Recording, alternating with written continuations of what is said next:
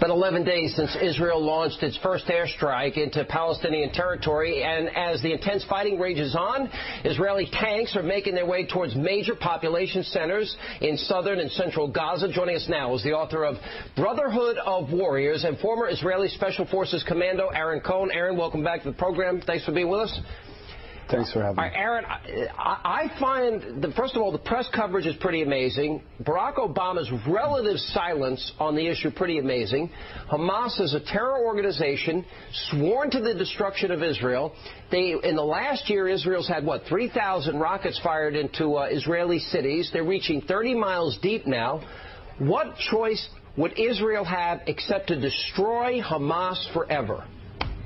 Israel doesn't have a choice. I mean, Israel's, even on Christmas, there were over 60 rockets that were fired into the southern portion of Israel, which is populated by over 250,000 people. I mean, here's what's really going on, and this is what I'm getting from my friends in my unit in Israel. What we have here and what we're looking at is probably one of the largest hostage sieges in the history of modern warfare, which is over 5,000 armed militants holding 1.5 million Palestinians hostage, and the Israelis, whether the Arabs realize it, are actually liberating them without them even realizing it. Well, the only thing, the world clearly doesn't understand it. The Bush administration is leaving. We have the elections in February in Israel. I suspect that the more liberal representatives in this parliamentary system are afraid that Benjamin Netanyahu is going to be the next prime minister, so they are ratcheting up some of the military efforts just to appear to be more hawkish than they really are. Do you believe that's the case? No, I don't. I think what this comes down to is state security. If you look at a lot of Western countries right now, including the U.S., we're involved with terror. We're in Iraq. We're preempting. We're trying to keep terror attacks from happening. They're happening against Israel as we speak. There's missiles flying into the southern part. But weren't some of these very same people willing to give up Gaza, willing to give up land for peace time and again? Didn't they do it many times and it still never happens? Yes. All it does is create less security for Israel?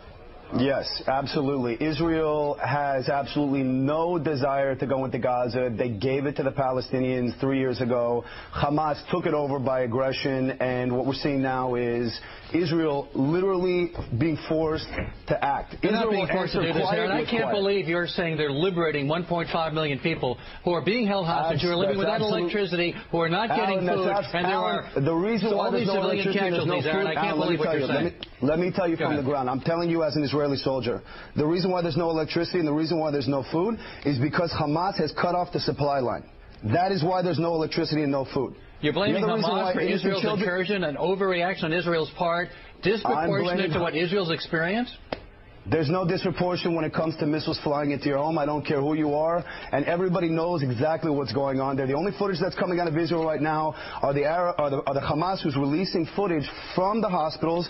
Show me one piece of footage with a Hamas armed guerrilla firing a rocket into Israel. Show me one piece of footage of a Hamas aggressor. Media is not being allowed in. You're not seeing all the footage. There's an international outcry because of Israel's actions. There have been outcries for ceasefires. You've got Egypt now proposing a ceasefire, which the United States is signing on to. Is that a mistake? Alan, I understand where you're coming from, and the international community has every right to cry. But the truth is, this is about safety, and this is about Israel's right to protect its borders. And this isn't about Israel versus the Palestinians. This is about Hamas versus the moderate Arabs. Hamas controls Gaza. The PA has absolutely no authority there, and we need to have level-headed, moderate leaders guiding the Palestinian people into a forward direction that's going to lead to a two-state solution. As an Israeli soldier, I want there to be two states. Israel's actions are hurting moderate leaders like Abbas because the hardliners are going to incur the better will of the Palestinian people who will reject the moderate leaders like Abbas as a result of what's going on. Isn't this hurting moderates who Israel needs to bring into the fold?